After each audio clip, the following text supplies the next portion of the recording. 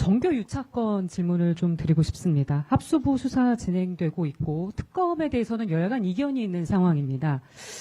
통일교와 신천지 등을 비롯한 종교단체 집단 당원 가입 의혹, 또 대선 개입 의혹 어떻게 보시는지 궁금하고요. 또 벤스 부통령이 소년보 목사에 대해서 미국 일각의 우려를 언급한 적이 있었고, 또 이재명 대통령은 일부 개신교 수사 필요성도 언급을 하셨는데 수사가 필요한 곳이 있다고 보시는지, 또 혹시 실제 해산 조치 가능성까지도 있는 것 같다고 보시는 곳도 있는지 궁금합니다. 일단 제가 벤스 부통령과의 만남에서 있었던 이야기를 세세히 다 말씀드리는 것은 상대에 대한 존중이라는 차원에서 적절치 않은 것 같습니다. 다만 소년보 목사를 특정하게 지명해서 말하지 않았지만 본인이 제3자를 통해서 간접적으로 들었는데 대략 이러한 일이 있는 것 같다. 근데 이게 도대체 뭔가라는 궁금함을 저한테 표현하는 것을 통해서 이게 대략 그분의 이야기로구나 이렇게 제가 생각했고 설명을 했었습니다. 그때 주요한 설명의 근거가 이거였습니다. 한국은 정치와 종교가 분리되어 있는 헌법상 정교 분리를 원칙으로 하는 나라다. 상대적으로 미국에 비해서 그것이 강하다. 미국은 예를 들어 정교 분리가 아니더라도 대통령이 선거운동을 하는 나라입니다. 대통령이 중간선거나 이런 데 뛰지 않습니까? 그리고 종교 지도자들의 정치 행위가 상당히 이렇게 양해되어 있는 문화적 풍토가 있습니다. 근데 우리는 헌법상으로도 그것이 분리되어 있을 뿐만 아니라 문화적으로도 정치인과 종교인에 대해서는 좀 역할을 달리 보고 있지 않습니까? 그래서 그것을 충분히 설명했고 그에 대해서 쿠팡 문제뿐만 아니라 이 문제에 대해서도 미국 측에서는 한국의 시스템을 충분히 존중한다는 입장을 취했습니다. 소년보 목사 건에 대해서는 전혀 종교적인 차원의 문제가 아니라 선거법에 관련된 사안이고 법원의 결정에 의해서 구속되어 있는 상황이기 때문에 우리가 사실 어떻게 하겠습니까? 근데 지금 이제 다시 법원의 결정에 의해서 현재 잠정적인 자유의 신분이 되셨는데 한편으로는 그 당사자에게는 그래도 다행인 것이라고 생각하고요.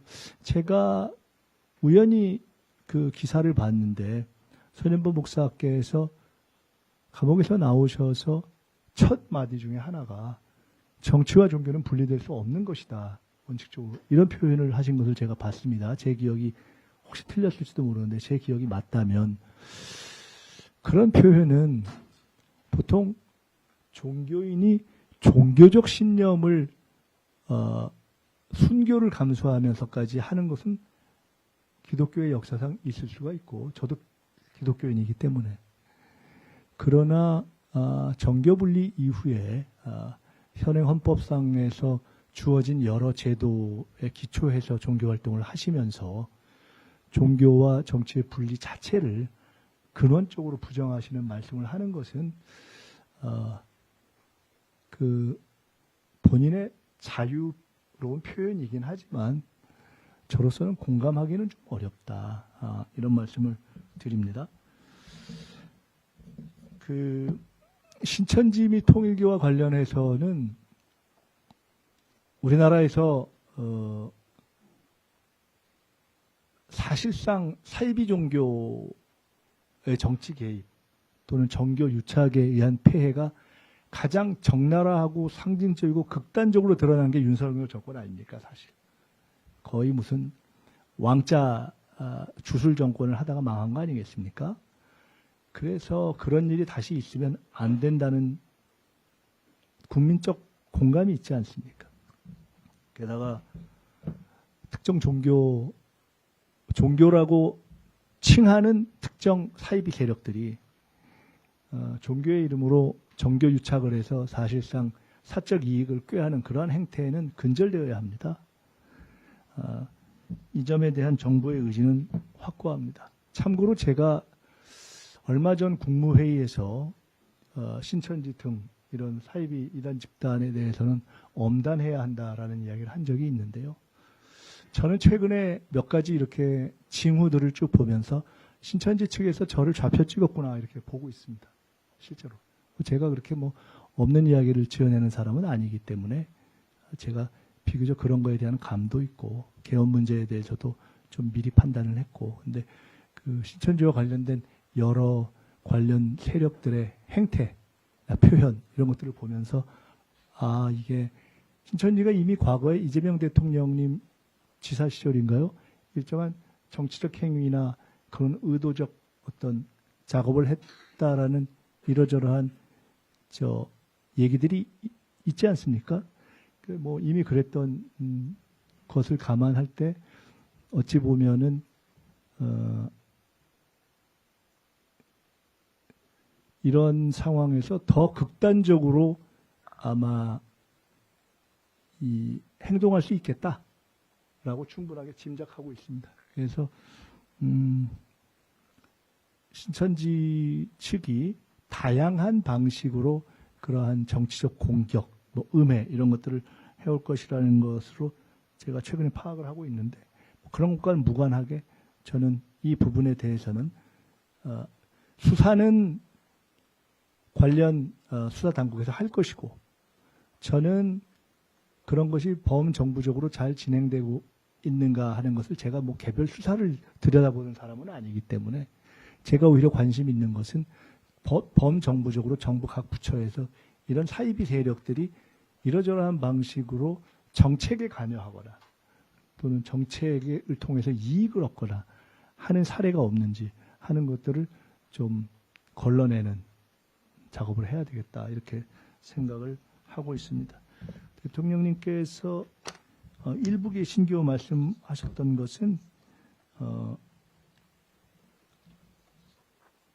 그때 예로 드신 것처럼 일부에서 종교인들도 자기의 정치적 의사표현을 할 수 있지만은 적어도 종교적인 기관에서 행해지는 종교적인 어떤 설교 이런 걸 들으면서 특정인을 죽어야 뭐가 잘 된다라든가 뭐 이런 얘기를 하는 것은 이미 종교의 범위를 벗어난 거 아니겠습니까?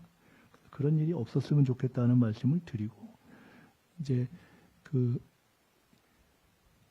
분명하게 말씀드리지만은 종교의 자유는 철저하게 보장할 것이고 또 해야 하는 것이 당연하다고 생각합니다. 만약에 종교의 자유나 어떤 양심, 사상, 표현의 자유에 요만큼이라도 문제가 있다면은 제가 나서서 막을 것입니다. 어쨌든 저는 정치인이고 또 국회의원 입법가이고 또 국무총리이면서도 동시에 개인으로서는 또 제 개인의 신앙을 갖고 있는 사람이기 때문에 그런 부분에 대해서는 확고한 생각을 가지고 있다, 이런 말씀을 드리고, 이런 부분과 관련해서는 우리 교계의 지도자분들께도 꽤 많이 소통을 하고 있다. 그분들도 차제에 윤석열 정권이 극복되는 과정에서 이런 사이비 세력을 철저하게 뿌리 뽑는 것은 적어도 불법과 관련해서, 종교 탄압으로서가 아니라 불법과 관련해서 뿌리 뽑는 것은 필요하겠다라는 의견들을 많이 피력하고 계신 걸 제가 듣고 있습니다. 네, 시간이 꽤 지났기 때문에 제가 이렇게 하겠습니다. 나머지 분들을 한 서너 분 모아서 일괄로 받고 제가 요약해서 쫙 말씀드리고 쫙 말씀드려서 이쪽 한 번 그렇게 해서 마칠까 합니다. 한번 손 들어주시죠.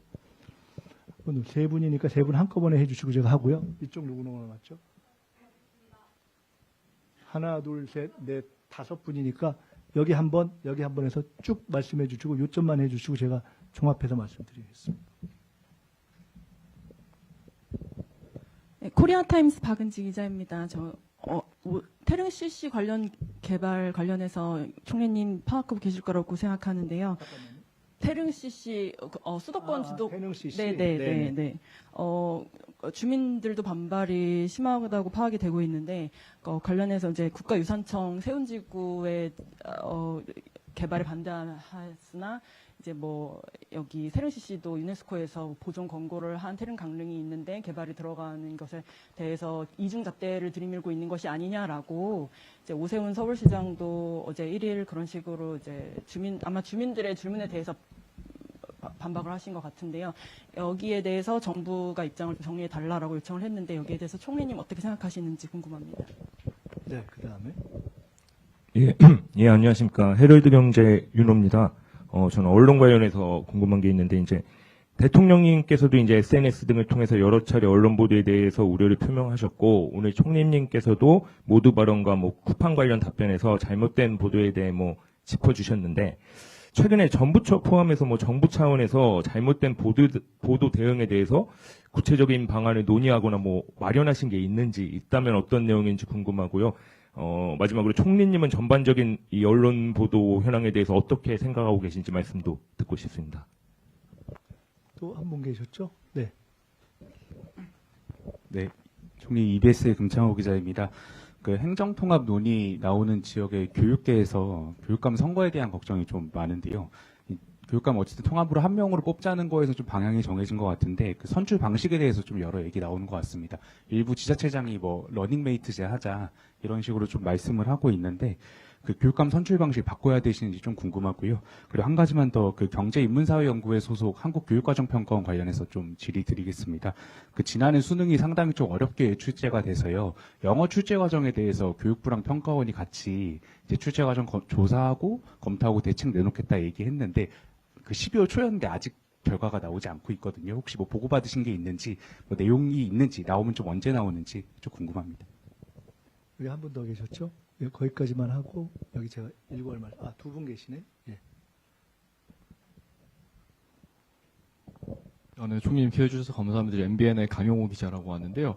아까 합당 관련해서 좀 추가로 여쭙고 싶은 게 합당 관련해서요. 추가로 여쭙고 싶은 게 있는데 예, 합당을 하더라도 뭐 이렇게 정체성을 유지하는 게 중요하다라고 말씀을 해주셨는데 이 최근 당내에서 그러니까 조국 혁신당이 갖고 있는 토지 공개념에 대해서 좀 비판을 하는 분들도 많으시고 이게 민주당의 당론과 맞지 않다 그런 이유 때문에 합당을 반대하시는 분들이 있더라고요. 좀 지금 그와 관련해서 뭐 총리님은 좀 토지 공개념에 대해서 민주당의 정체성이 부합하다고 보시는지 아니면 아까 말씀하신 게 뭐 단순히 뭐 당명에만 좀 해당을 하는 건지 말씀 좀 부탁드리겠습니다. 네.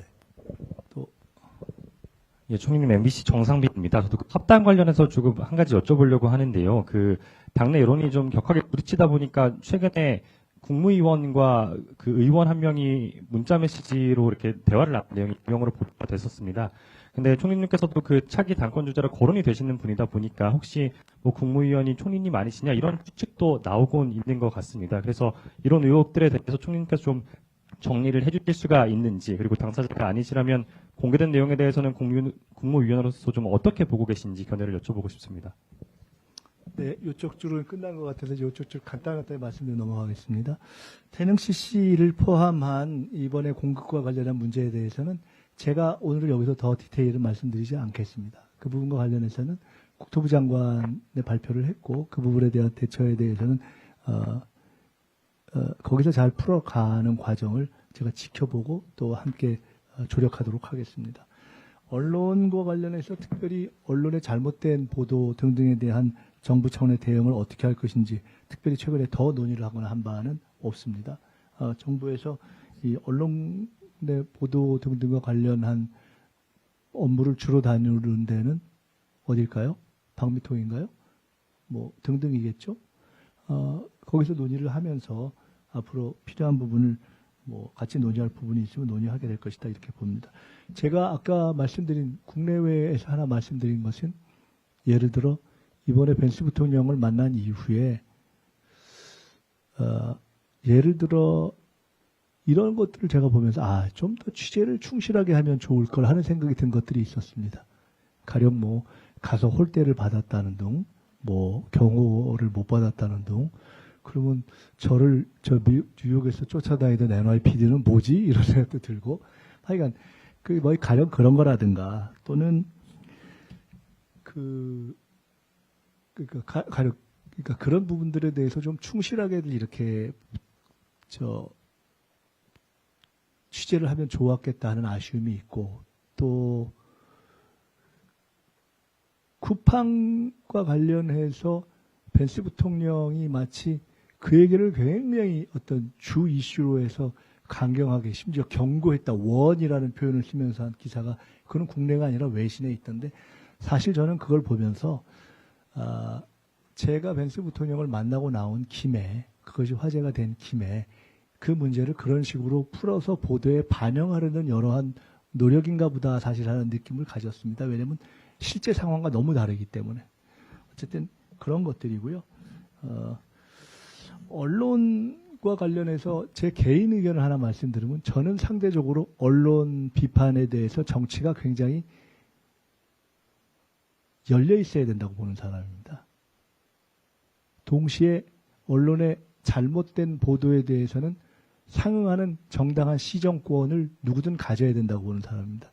제 개인적 경험 때문에 그렇습니다. 제가 언론 분야 전문가가 있는데 두 가지 개인적 경험이 있습니다. 첫째는 국회의원 초선을 할 때 제가 재경위원이었는데 저는 한 번 구경도 못한 무슨 주식을 몇만 주를 가지고 있다고 어떤 진보 언론에서 쓴 적이 있었습니다. 그래서 제가 너무 황당해가지고 그거를 문제 제기해서 시정을 했는데 처음에 보도가 날 때는 일면에 나고 한참 항의해서 시정을 할 때는 어디 붙었는지도 모르게 한 줄 나오더라고요. 그래서 제가 이런 건 참 부당하다. 이것은 정의와 어떤 상대성의 관점에서 옳지 않다라는 생각을 해서 그때 이후에 저는 제가 한 번도 문체위를 가본 적이 없습니다. 상임위로서. 언론을 다루는 상임위에 간 적이 없어서 제가 그 부분 전문가가 아닌데 언론개혁과 관련한 여러 논의를 할 때 예를 들어 언론사의 구조개혁이라든가 등등 여러 가지 논의를 할 때 저는 비교적 일관되게 언론 문제의 핵심은 누구도 잘못된 보도로 피해를 보지 않도록 하는 것이 핵심이다라는 생각을 저는 일관되게 가져온 사람입니다. 언론도 공기이기 때문에 공적 그릇일 수도 있지만 공적 무기일 수도 있기 때문에 상대에게 해를 미치면 그에 대해서 책임을 져야 된다라는 관점에서 피해를 입은 사람은 시정권을 가져야 한다. 상응하는. 이거 제가 가지고 있는 제 경험에 기초한 원칙 하나입니다. 두 번째로는 제가 미국의 로스쿨에서 공부를 할 때 굉장히 놀랐는데 미국 헌법의 예들을 보니까 이 명예훼손과 모욕에 대한 용인 기준이 너무 높더라고요. 미국은. 사실은 우리나라에 가져온다면 누구도 용인할 수 없는 수준을 용인하더라고요. 그러니까 그 예가 뭐였냐면 어떤 사건에서 어떤 목사님이 그야말로 어떤 부적절한 장소에서 부적절한 상대와 부적절한 행동을 하는 것으로 그린 만평을 표현의 자유라고 용인해 주는 것을 보고 제가 저렇게 복잡한 논리를 취하지 않고 한국에 오면 저건 무조건 아닌데 이런 생각을 했던 적이 있습니다. 근데 그때 이후로 제가 가지는 생각 하나는 적어도 정치인은 그 공적 책임의 무게 때문에 사실과 경우에 따라 조금 다를 수 있는 어떤 공인에 대한 문제제기나 의혹에 대해서 일정하게는 감수하는 것을 업보로 생각할 수밖에 없구나 하는 생각을 가지고 있는 편입니다. 저는 개인적으로는. 그렇지만 의도적이지 않은 그런 진실 추구의 과정에서 생기는 불가피한 부작용 말고 언필칭 언론이라고 하면서 의도를 가지고 뻔히 알면서 작심하고 말도 안 되는 얘기를 계속 해대는 것은 언론이 아니죠. 그거는 사기죠. 사기. 그래서 그런 부분에 대해서는 비교적 좀 열려있는 편이다. 이런 말씀을 드리고요. 행정과 관련한 부분에 대해서는 이번 광역 행정 통합 과정에서 교육 자치 문제와 교육 통합 문제, 교육감 선출 방식의 문제가 바로 다 연동돼서 풀기는 어려울 수 있다는 것을 저희가 충분히 이해하고 있습니다.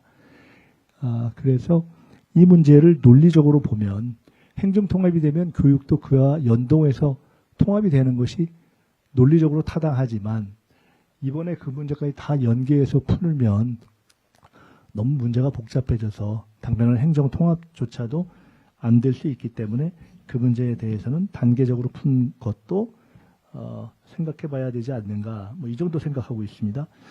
영어 그 관련한 그 평가원의 12월에 제기된 게 아직 안 되고 있다는 것은 잘 말씀해 주셨고요. 제가 그 부분을 저희도 전체 업무 평가하고 개별 부처 업무 평가할 때 제기된 이후에 다시 여러 가지 현안이 많아서 못 확인했는데 확인하겠습니다. 합당과 관련해서 정체성 문제를 말씀 주셨는데 두 가지만 말씀드리겠습니다. 제가 민주당이라는 명칭 문제를 강조한 이유는 경험치 때문에 그렇습니다. 그것이 민주당이라는 이름을 유지하는 것이 모두에게 좋습니다.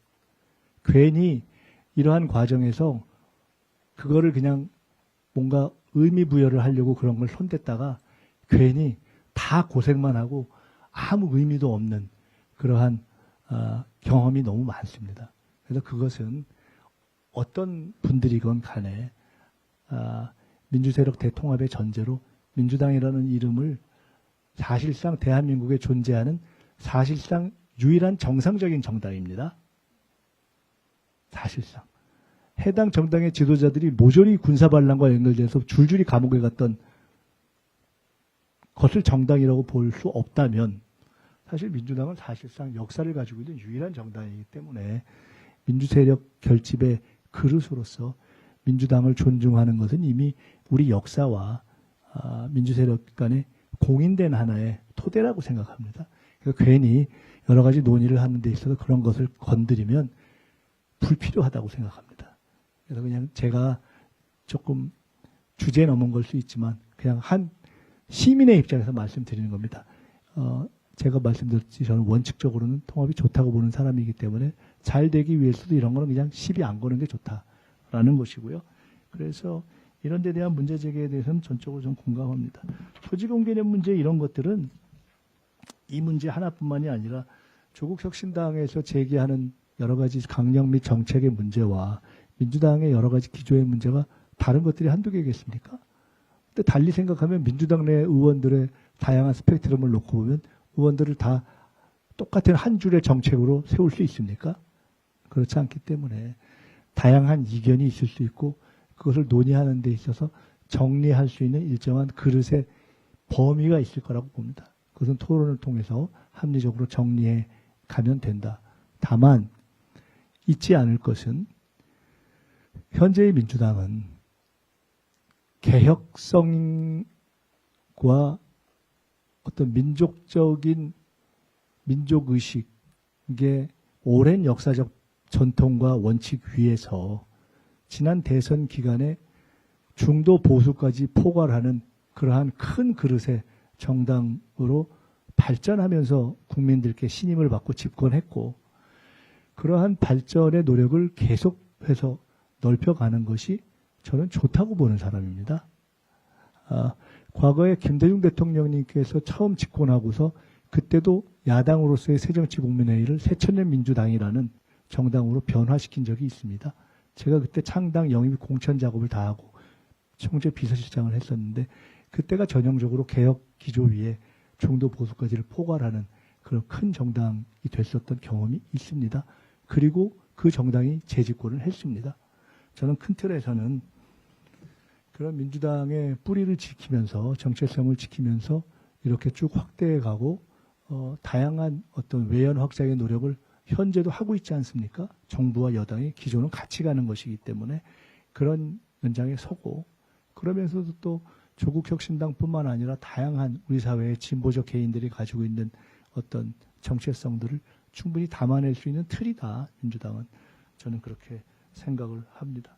아까 마지막에 무슨 요새 뭐 시끄러운 그거 말씀드렸는데 그냥 궁금해서 아주 점잖게 써보셨는데 그거 제가 쓴 거 아닙니다. 그럼 됐죠? 네. 자, 이쪽으로 넘어가겠습니다.